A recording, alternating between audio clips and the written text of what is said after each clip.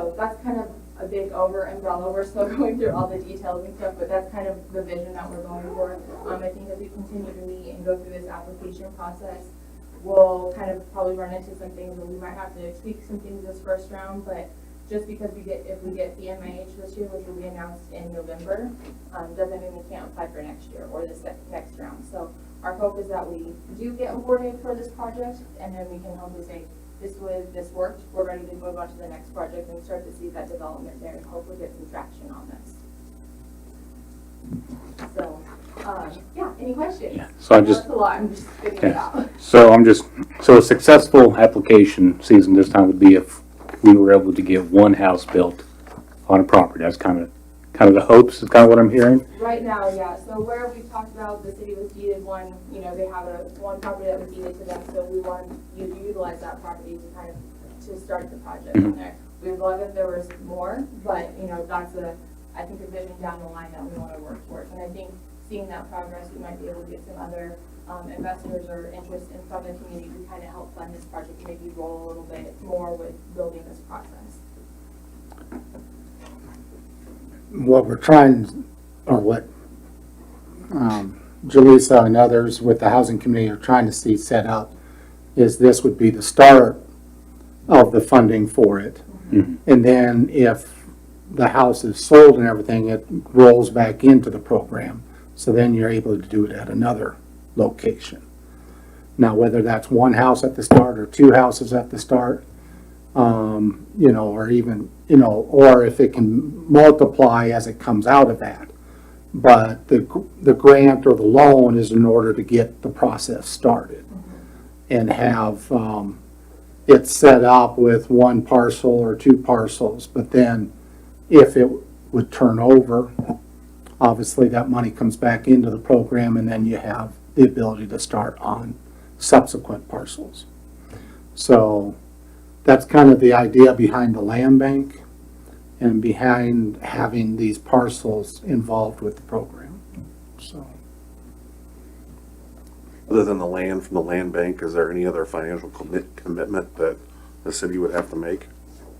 Guys, we're still working out details on that side of things. I know one thing in our discussion with is the developer, having a developer, because that's one of the pieces of the application is having someone to design the home, you're working with as a manufacturer, and who that developer is. And the great thing about that is they actually have compiled a list on the State Department of Commerce website of developers in each region that are open to traveling to other communities or coming in, or local developers that you have around you to get these projects going. Because that's the one thing about this. If you receive the funding, you have 1 full year to use that funding for that project and have that completed.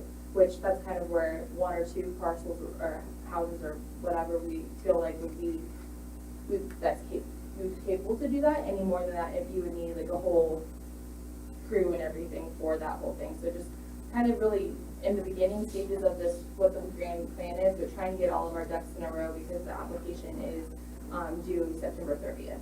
So like I said, we started the process. We're ahead of the game because we have that assessment. A lot of communities, their last assessment or they've never had an assessment was 5 years ago, and they want the most current.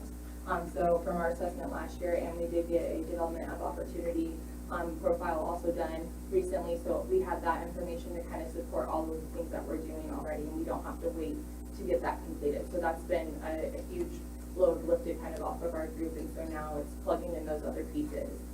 I know, so the deadline for working with the Northwest Kansas Planning and Development Commission, some of the things that they need by August 26th are just kind of a description and scope of the project, which we're working on as the housing committee.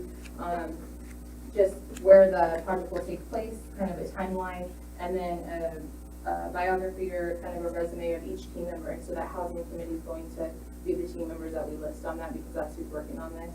And then after that, we will, they'll kind of tell us where we land with how our application is sitting, and they'll submit that and kind of give us a preview of where things are and what we need to tweak and what we need to change. And then from there, we will go into getting letters of support from different employers in the community and all of that. And then they do ask later on for us to come to both city and county for a resolution for this development or this project. And so just want to make sure that I'm not coming oh, hey, I need this today, or I just want to give you guys a heads up of what we're doing ahead of time and kind of just let you know that this is something that's in the works. And it's pretty exciting because I feel like housing is a big deal across the state, but really in our community, I know we're feeling that impact. And so being able to start making moves towards that is, I think, a great thing, so. Do we have anything else? Oh, no, I really appreciate the work you're doing and everybody on the housing committee. And I know there's a lot of things that have happened over the last couple of years that you have done with the different assessments and stuff to get us to this place now where we can continue to hopefully move forward and create these different projects. So thank you, and I hope we have good luck with this. Yeah, awesome. Thank you guys so much. Have a Thank great you. evening. Thank you. Thank you.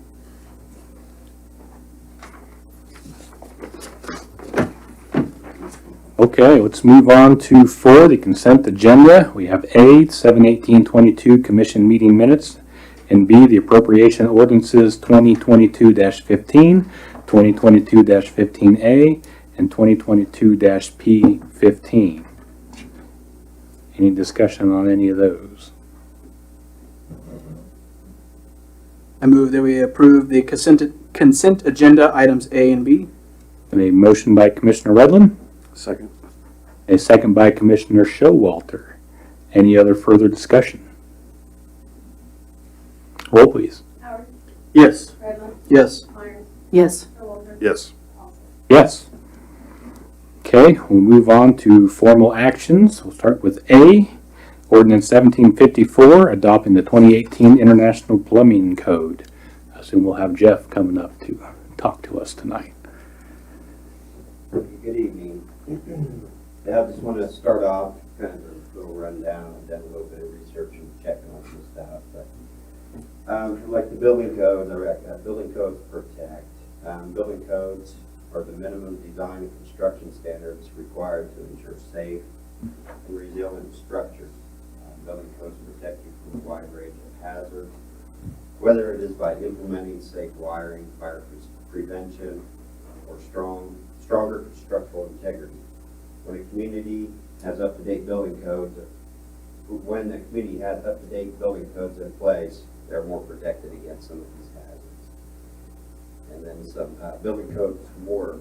In a study, Building Codes Save, an analyst shows that over a 20-year period, cities and counties with modern building codes have avoided at least $132 billion in losses from natural disasters. This is based on a comparison of jurisdictions without modern building codes. In addition to money saved, property damage is reduced. This means that immeasurable losses are also avoided. Such as these stresses are temporary location, lost income, and community disruptions. And then building codes are always improving. You can trust that a building code is the latest codes that are keeping up with the latest findings and advances in technology. Building on the solid foundation of decades of construction knowledge and experience, model codes are updated every 3 years and incorporated with new information such as post-disaster research. When a community adopts code updates, it involves a range of stakeholders who prioritize public health and safety with affordability in mind. So with that being all kind of said, it's like the finally implementing, updating codes can save the community money and reduce insurance premiums, lower some bond ratings, and can also help when you're applying for some federal grant funds. The construction board and I are excited to present first off the 2018 International Plumbing Code to you guys, the City Commission. And we're asking for a motion to approve the ordinance 754.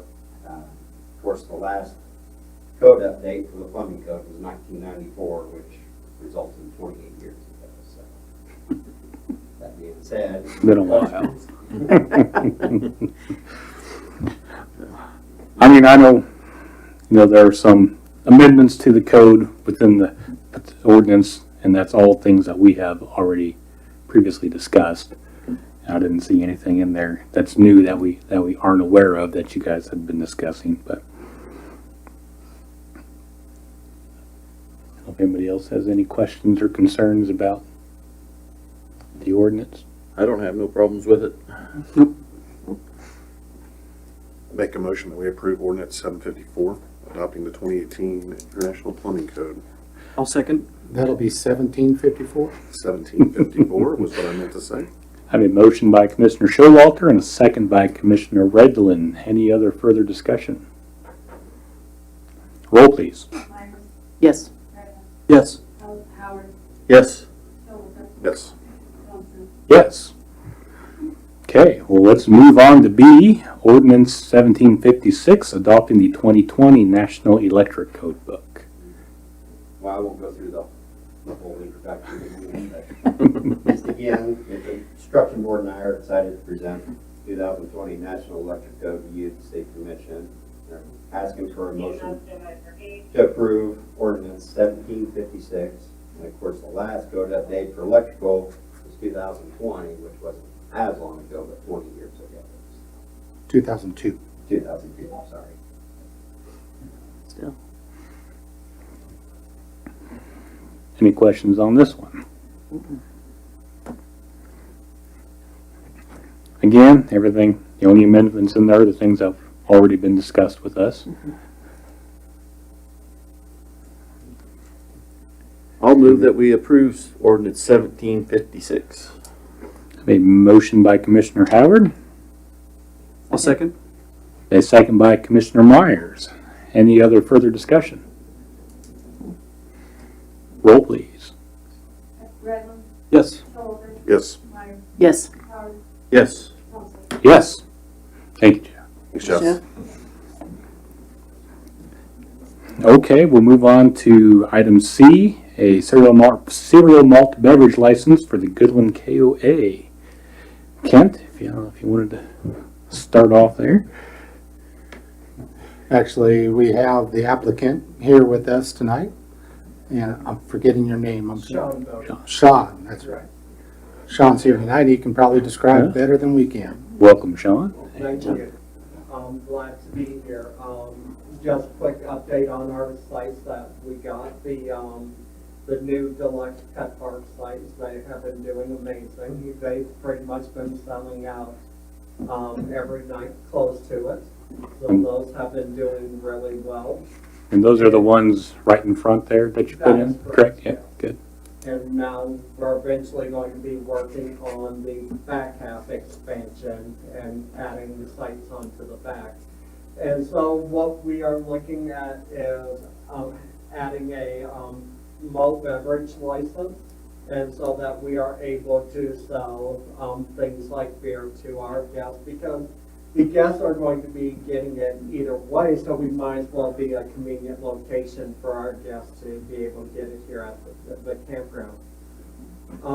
We do have a couple of questions about it because we weren't 100% sure about it. And as far as am I able to ask questions to the board? Sure. With the malt beverage license, what is the exact restrictions, or what are we able to sell? For instance, are we able to sell hard seltzers with that? That one we might defer. Not to No. myself, because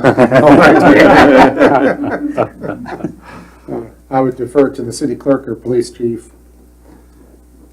And they're looking You can sell beer. And, yeah, I think there's some seltzers that are over the 6.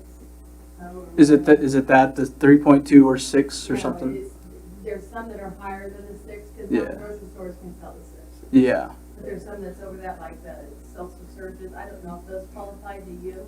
Do you know if it's like the Trulies, if they qualify? The only ones that I've seen that are over the 6%, not that I drink them. It's my past experience. I don't drink seltzers. This is more information we need. If you would like, I can get you in touch with our ABC agent that's Okay. in this area. And, I mean, all these seltzers and stuff, I mean, that's his call. Okay, yeah, if you could, I'd love to get in touch with them, just so that we know that we're within the confines of what we can actually sell. Sure. yeah, if you wanna get with me either later or sometime this week, I can give you Absolutely. That'd be great. Mhm. What other questions can we defer to people? That is the only other one I have. Yeah. So I think it would be great for the campground for us to be able to sell malt beverages at the campground because we're providing an amenity to the guests that would be able to use there. And since they're already getting it, as I mentioned, they might as well get the convenience of getting it right there at the campground. Are you already selling things like soda and that sort of stuff there too? We're selling soda, Powerade, water, juice, pretty much anything that we can, would readily sell to the guests. We don't sell things like milk just because it goes bad too quick. Mhm. That we would end up losing more money than what a fraction would take in from selling 1 or 2 bottles of milk. Anybody else have any other questions? Concerns? Mr. Mayor, I motion that we approve the CMB license for Goodland KOA. I have a motion by Commissioner Showalter. I'll second that motion. I have a second by Commissioner Howard. Any other further discussion? Roll, please. Showalter, Yes.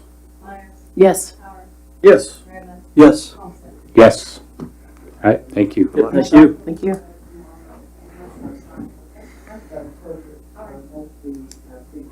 Okay, let's move on to D, the CDBG 21-CV-131 drawdown number 2.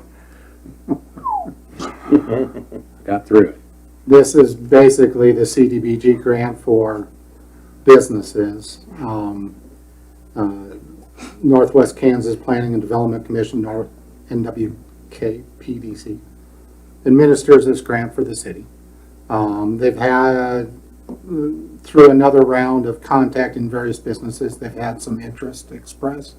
And they do have one business that's the subject of this drawdown number 2, which is with Crazy R's. So the amount requested in the drawdown includes $50,000 for Crazy R's and $33.50 for grant administration fees. And Mary, do you have anything to add to that information? It's another one of those situations where we're just basically passed through.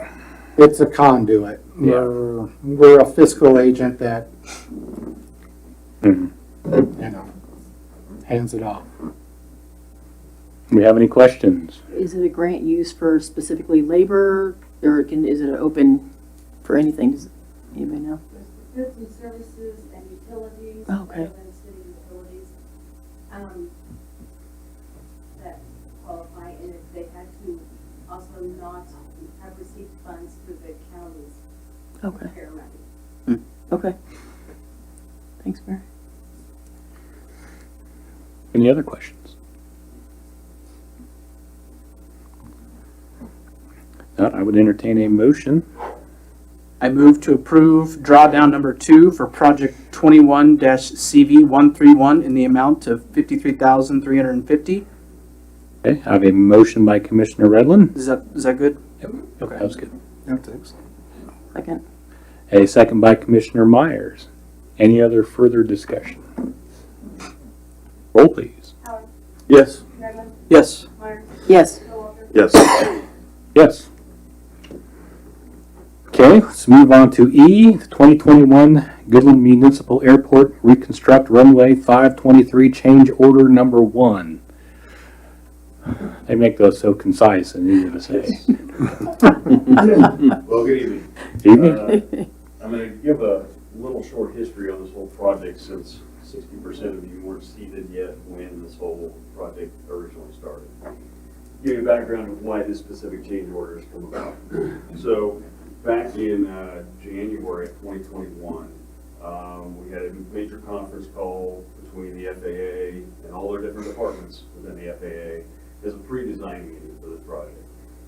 During that meeting, we were told that we had to have a separate contract with just the tech ops section of the FAA to handle just this PAPI move, relocation, since it is an FAA-owned piece of equipment.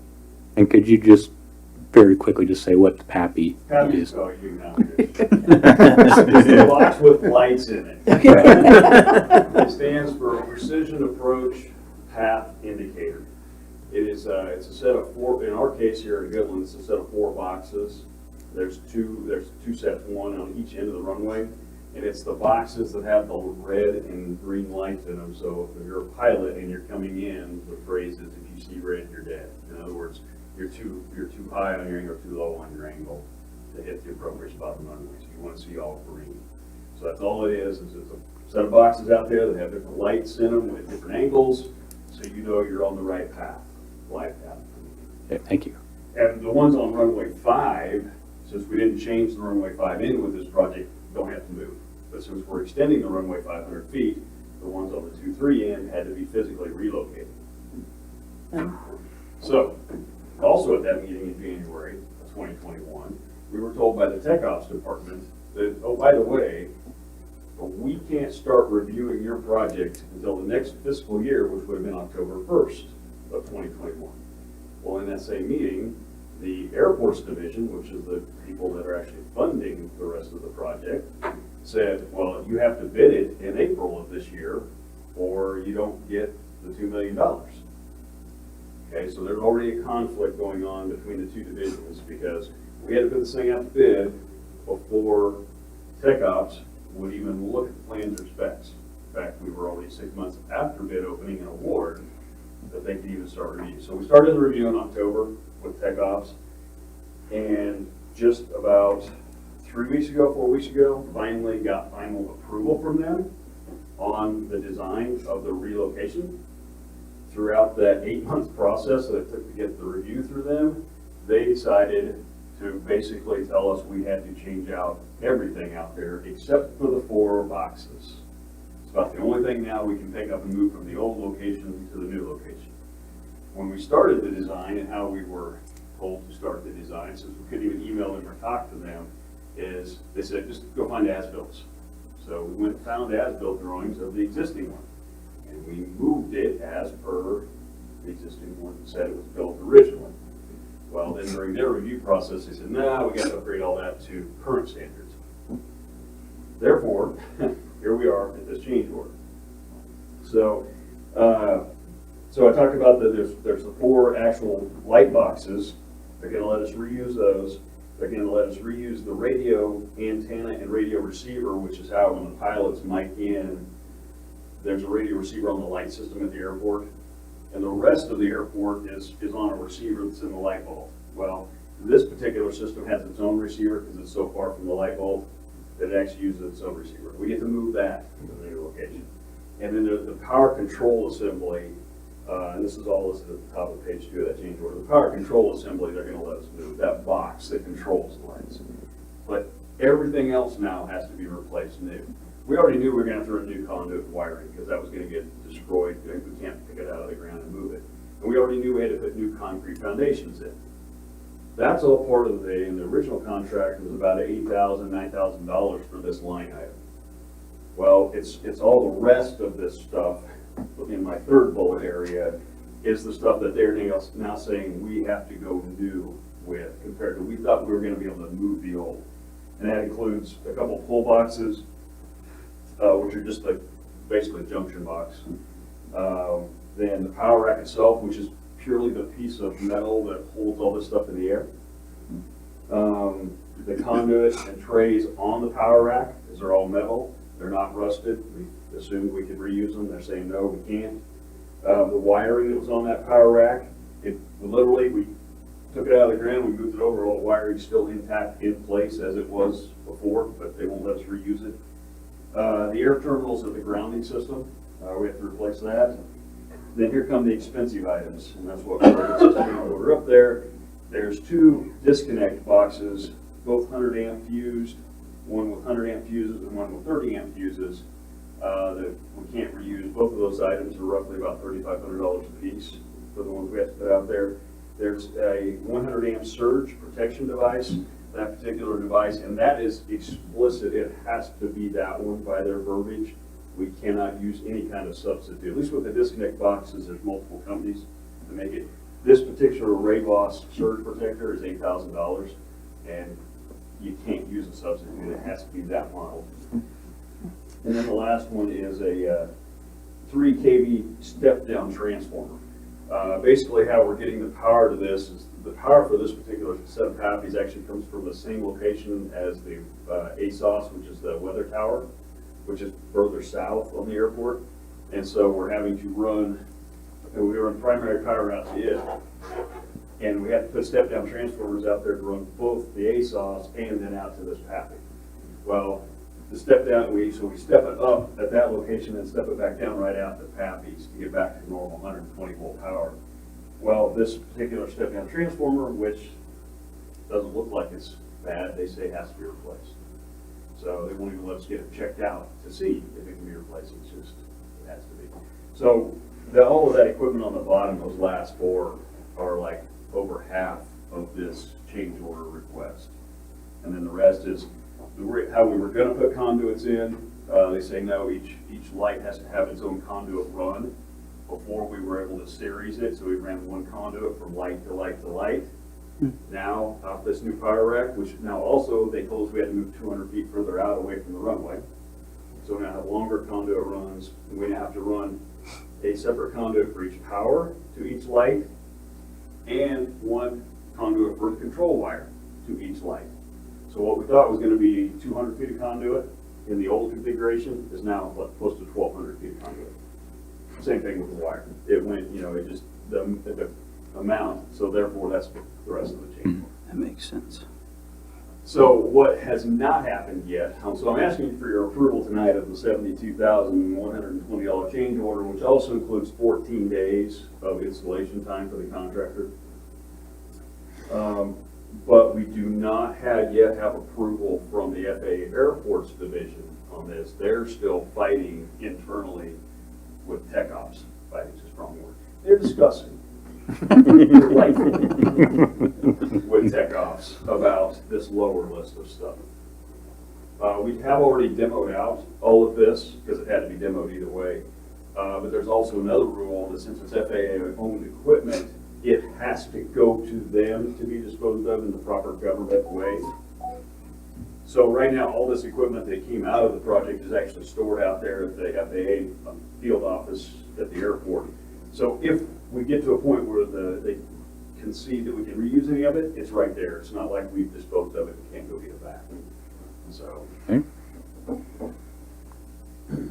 so that's the change order. This is purely a change order for just that piece of equipment. So if we could reuse some of that equipment, there's a potential that the change order wouldn't be this Right. much. Right, basically what I would like to do is go ahead and have you guys approve the $72,120 change order, Pending. pending, or what's the other word I usually use, Mary? Contingent upon, thank you. Contingent upon FAA approval. Because if they come back and say, hey, no, we can reuse this, this, and this, then I'll come back to you with a revised change order. So if we go ahead and approve it, here's the other kind of kicker in this thing.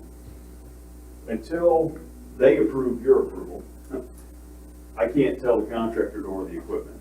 And right now, this step-down transformer, 3 weeks ago, they were told 22 weeks for delivery. Just like you're hearing on everything else. Sure. But that's why I'd like to keep the process rolling as much as we can.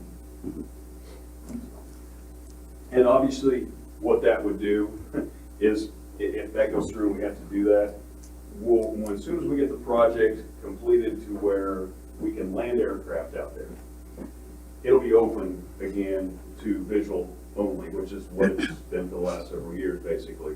We just won't have any approach, a instrument approach into that end until this gets completed. So we'll be open, it'll be usable. We'll just put this part of the contract into suspension until that equipment comes in. Because since it'll be usable for all other purposes. That was a very good explanation of all this. Thank you for that. I try not to get too Yeah. It's more than just say, hey, we need money. And they're fighting them on the other end. Yeah. And for further clarification, even though this is an increase in $72,000, it still all falls underneath the grant, though. Yes. Yay? Yep. At this point, when I look at the original grant numbers, we're still under what we thought this project was originally going to be. So yes, the FSA does have to approve this and does have to officially move money over into Mary's account for a change order. Mary's safeguarding of an account. Goes along with your cereal malt beverage comment. So, yes, so can I say with 100% certainty you already have that money in your account? No, because they only put in your account what was awarded to date. But based on the original grant numbers, even adding this is still under the original, so. And do we know, and I don't know if we know or not, if we were to fall outside of the guidelines of the original grant, would we then be responsible for all that amount, or? Okay, now you're getting into a tricky question Yeah. that until we hear the response between tech ops and airports, because airports is gonna, I had the discussions with them already. They're fighting this thing, saying, hey, tech ops, you're the one that's changing it. It needs to come out of your pot of money, not airports. And see, Mary and I were discussing this before the meeting. There's a second grant that is paying for the design review and inspection of this by tech ops. And that, even though that's funneled into the same system that Mary uses to draw down, that money is not coming from airports, it's actually coming from tech ops. Mhm. So right now, the airports guys up there are saying, hey, if you're gonna require all this new stuff that we didn't know about before, then you need to plus up your grant to include it. Now, that's not gonna matter how we approve this change or anything else. It Yeah. only matters how Mary and I deal with it on the payroll. Distributes the back end, yeah. Yeah, which account we draw from. There's two accounts sitting there that she has to draw from. So. Okay. Any other questions? In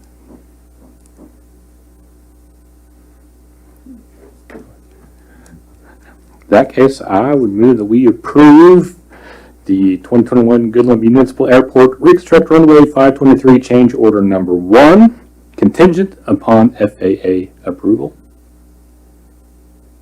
I'll second. I have a second by Commissioner Redlin. Any other further discussion? Roll, please. Myers, Yes. Howard, Yes. Redmond, Yes. Showalter, Yes. Thompson. Yes. All right. Thank you, Darren. Okay, let's move on to F. 3-phase pad mount transformers for the Northwest Kansas Technical College building project. Dustin, come up. Evening. I've been approached by a couple different electrical contractors about the addition at the college for the diesel technology and what it's going to take.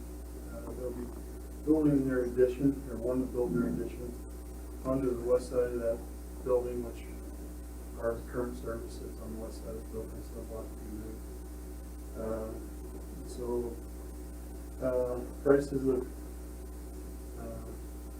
pad mounts are ridiculous right now, but it's not something we have quite a few of them in stock. The problem is with this project is the power line that runs the dorms.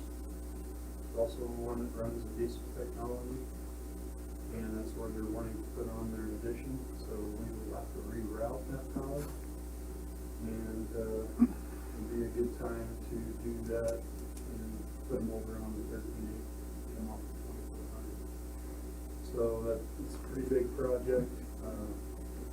Guess we're here just to give information on what the pad mounts cost.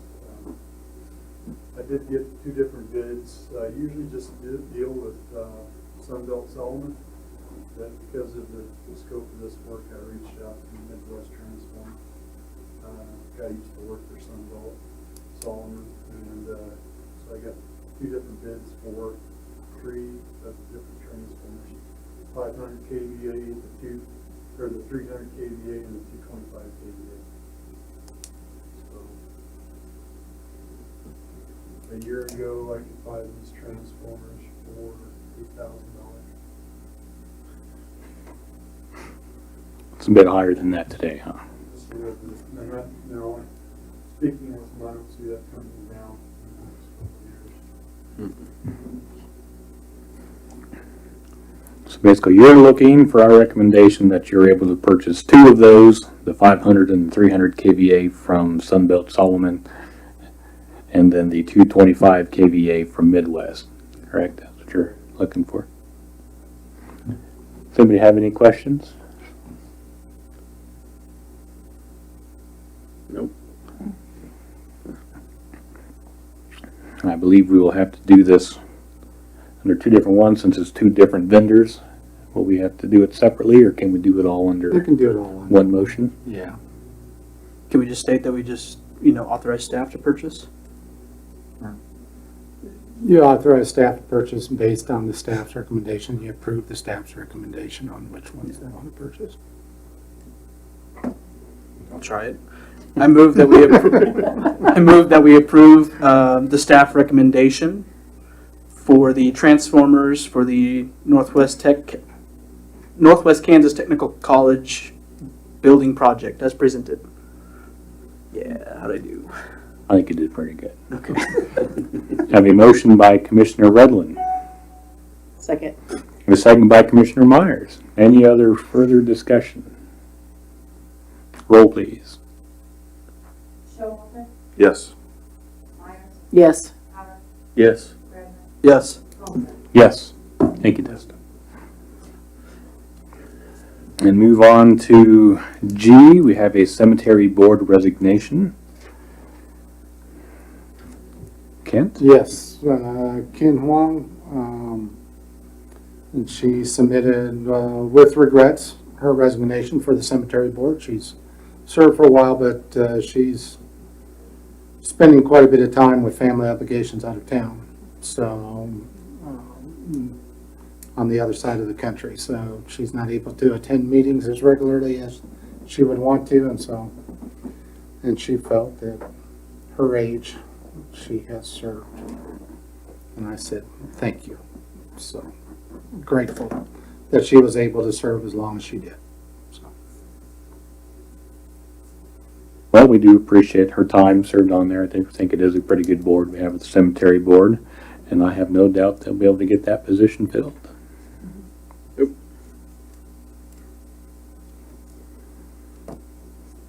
Okay, well, let's move on to discussion items. A, the KDOT cost share grant application. Kent? Mayor Thompson and Commissioners, this is a discussion between Andrew Bruner and myself and also Kenton regarding KDOT is advertising for a new set of criteria for the cost share program. So Andrew will go through it for us. So yeah, I think how we had discussed before, funds are only available for construction costs, not construction inspection or observation and not design, only for the actual construction costs. It's an 85-15 split. 15 is the minimum match. Obviously, if you want to make your project more sellable, you put in just a little bit more. Like I said, one of the questions on there, and I don't know how this will affect us, is have you been awarded through this fund before? And as we've said before, 17th and 2nd Street improvements, that was through the cost share application. So, in discussions with Ken and Kenton, we were looking at Caldwell as far as doing some patching, going over overlay work. I actually just got a cost back today, kind of an updated cost for pricing per ton on asphalt. And so I've got to work that together to put actual hard pricing together to see how far we can carry out kind of what the guys have budgeted currently. So it'll take a little bit more looking into, but, either way, I do know that that's a program that we can try to capture some money from outside the community and bring that back in. So, yeah, there's programs for streets that aren't eligible for any other KDOT projects or any other KDOT funds. Since we're off the highway system, we wouldn't be eligible for anything there. So it fits right into kind of some of the descriptions of the cost share application. And what staff has discussed as a possibility is used for our match for it would be the money that we've set aside for the chip and seal program.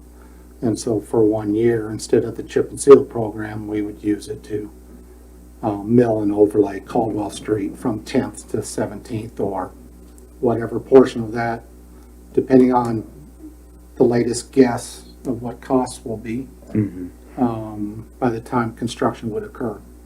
So, and I just included in your packet an estimate using an 80-20 split instead of 85-15, just to make it a little bit more attractive for KDOT to consider. That's all.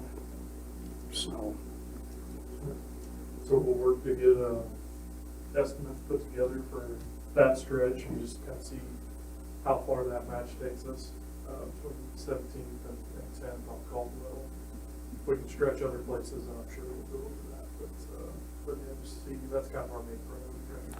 And what we would like to hear from the commission is if you think that's a good idea or not a good idea, and we'll come back at next meeting with a formal resolution to support sending the grant application off. But we wanted to get your input first. So. Well, I know part of the discussion that we had regarding the sale tax ballot issue was, to prioritize 8th Street, and then if there was funds left over to be able to go then down to Caldwell. I think this would be a good option if we were to be awarded this, to be able to not have to worry about if there's enough funds left over from that to then continue on a project down Caldwell. So, I mean, I think it would be a great opportunity for us to get that project done if we could.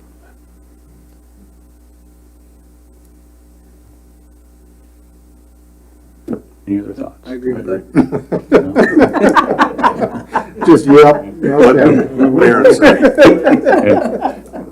And Kenton, you're okay with not being able to skip a year doing the, Well, if this, like you guys kind of said, I mean, Caldwell's a main street, and we don't really have the money to do anything with it. This is a good way, option that you guys have to skip a year chip seal and do a mill overlay, so. And that street is a heavy traffic street. Yeah, concrete would be great, but we've all seen what that pricing is too. Mill overlay is a good option, so. And that was in a prior project that just never got finished. It stopped right at 10. So it just needs to finish that project. So okay, I'm good with that. okay. Thank you. Thank you. All right, well, it sounds like the consensus is that we like to see it move forward. Yeah. Yeah, we'll work forward with an estimate, and then the application process is fairly simple, so I'll work with Ken and the city staff on putting something together there. So. We'll be able to show that to you for the next meeting and then as backup information for the actual resolution of support. So. Perfect. Thanks, Andrew. Thank you, Andrew. Yep, thanks.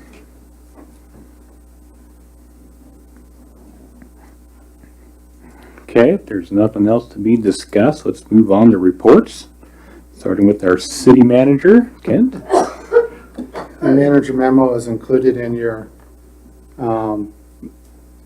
in the packet. We do have, as far as the airport runway project, an update, and Darren can probably supplement for some. They weren't able to pour today. They have 2 lanes of 4 lanes completed on the section basically from the runway to the northeast or towards the east. They have 2 lanes done. They did have to do a slight adjustment to lane 4. I had to subcut about a foot off of it for the whole length of it, just because of it did not meet criteria, did not pass inspection. So they have cut that off already. It's already ready, and it's ready for when they pour that section. But they are wanting to pour lane 2 next, and they weren't able to do that today. So Yeah, I was gonna get paid today for the scale problem on the plant. Yeah, so they can get it fixed in time to meet the need today. So they're gonna pay tomorrow morning starting 3. And get lane tomorrow, everything pending. Lane 2, that lane 2 will be completely poured out tomorrow, so half of the phase 3 will be done after tomorrow. Width-wise, only leaving 1 lane, which they'll do next week. So by the end of, maybe in the middle of next week, the runway will be poured out. And so with all that left at that point is work on it. They're gonna pour some of the turnaround pad, which is the big pad, clear down on the end. They're gonna pour part of it, next week too, and then they'll finish it up the following week. So hopefully 3 weeks from now, we'll be completely done with concrete out there. So, still other stuff to do, lights, pavement marking, those type of things, but the bulk of it will be done. and they'll still have to do the sealing, right, of it. Yeah, they still have to seal, but they don't want to do the seal until they can do all of it, bring them the sealer at one time, and seal from one end to the other. But it's progressing rapidly to the completion. They, basically at the end of August, most of the construction will be completed. And then there'll be a break until It goes to the pappy change order. the PAPI change. So, So, on that one, we anticipate, we have to coordinate with an inspector. Their inspector for that is actually a contractor that they hire. He comes out of either, I think Ohio is where he came from. And so we actually have to coordinate with him at least 2 weeks in advance before we do any work on that again. So sometime around the end of August here, the electrical contractor will pour those new foundations and set that part of all the equipment. So we're hoping to have a resolution on the other by that time, this like what can actually be set. And then whatever equipment's still lacking, then that inspector and the electrician will have to come back 5, 6 months down the road, whatever it is, when all the rest of the stuff comes in, that they have to put in, they'll all come back on site and finish up. We just won't have to pour any concrete even for the foundations or the little driveway about the facilities, all that will get done here before they demo out. Good. so any questions, concerns, comments about the airport runway project? And also included in your packet the actual publication of the notice of hearing. Actually, both hearings. There are going to be 2 hearings.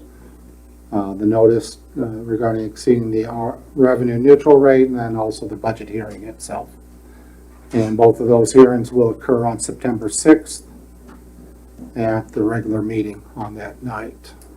So that's just included for your information. And then I also included another purchase for the electric department regarding additional pole mount transformers for the system. We are getting a little bit low on that number, and just because of the cost, wanted to include that in use. We are not surprised in the payables when that comes through. It's 6 different transformers for the regular 15 kVAs that are on the lines that go down the alleys. And everywhere else as well, but that's where most people see them. So, Dustin, did you have anything to add to that or no? No. Okay. Again, the cost is about 4 times as much. That doesn't compute to me for 9% inflation, but maybe in some person's world it does. But it doesn't for mine. but include the information there for you. And 9% is the average. Some materials is way higher.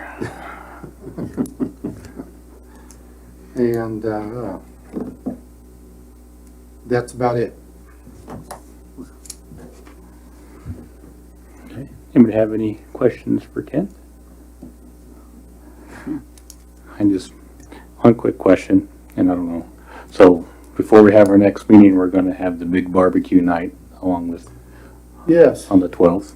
I didn't know if we had any kind of a game plan as for that yet. The stuff, all the food has been ordered or is on order. And various staff members and equipment have been asked, addressed, and volunteered to participate on that evening. And I think most things are at a point where we're in fairly decent shape. I'm looking at my city clerk to give me a head nod or not, whether that's true or not. Well, that's what I was going to ask. What is it? I am more than happy to bring a griddle and flip some burgers. You know. Okay. Yeah, I think I would definitely encourage everybody to participate in some way or another that evening. Whatever needs to be helped with. And I'll pass that along to the people that are directly involved with the organization of it. But I think most things, we're at a point now where it's just making sure that people are there and then that the actual items are picked up next week. So. Okay, well, any other specific things that come up, just let me know. I can help out for sure. We've got 2 volunteers arranged to come help cook that night from the college, so we'll be there too.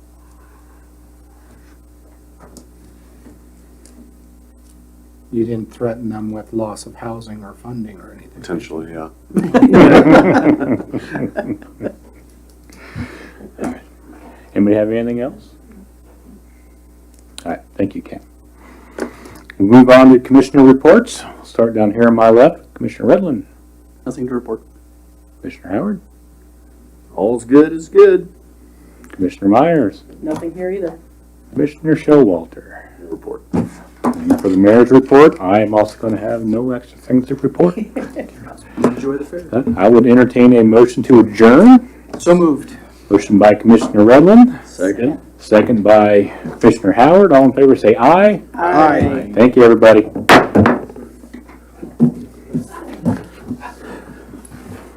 Neil, did you find the pole? Oh, This is for a mower, you know. Yeah. That's what I found out after the fact. change order that we did.